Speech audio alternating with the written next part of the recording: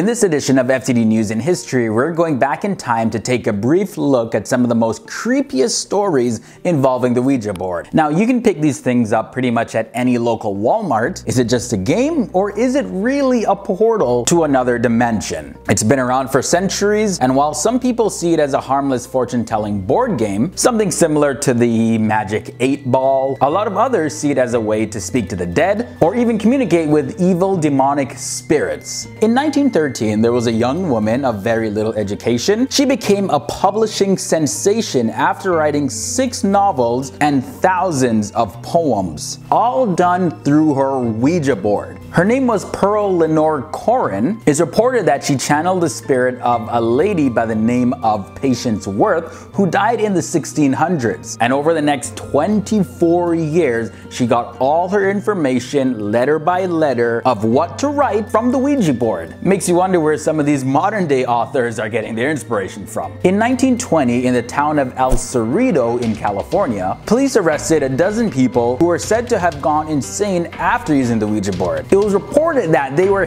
completely hysterical, ripping off their clothes, and following that event, the Ouija board was banned in El Cerrito. Now, this next one sounds like it comes straight from a horror movie script. Back in 1934, a 15-year-old girl shot and killed her own father with a shotgun. Once she was arrested and appeared before the courts, she was able to share her statement, where she said that her mother had been using the Ouija board, and one day it spelled out the phrase, "Daddy must die." In the year 1949, a 14-year-old anonymous boy who was documented under the pseudonym Ronald Doe, and also Robbie Mannheim, he was allegedly the victim of demonic possession. He began to use the Ouija board to try and contact his aunt that had passed away. Now, following his attempts, strange things began to happen in his house. His bed shook violently, welts formed all over his skin. He was even bitten by an unseen being, even beaten by forces that could not be seen,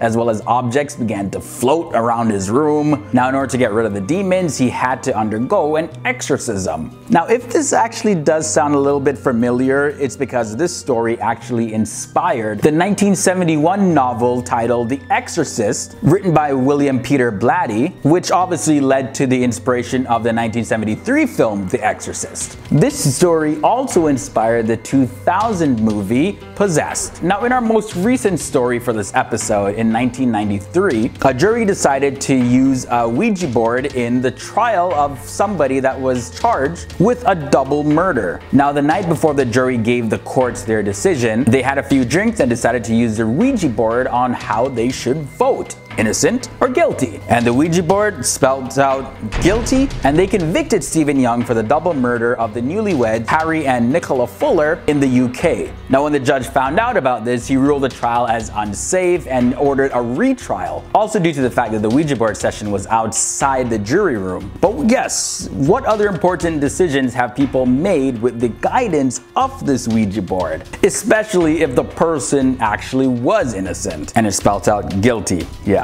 Very creepy. So what do you guys think? Is it all in their heads? Is the Ouija board something that is real? Is it run by evil spirits? I'd love to hear your comments and thoughts down below. Be sure to subscribe to keep up to date with all the news and history episodes, as well as daily news and other good stuff, all here on FTD News. I'm Leroy Kenton, and I'll see you in the next video.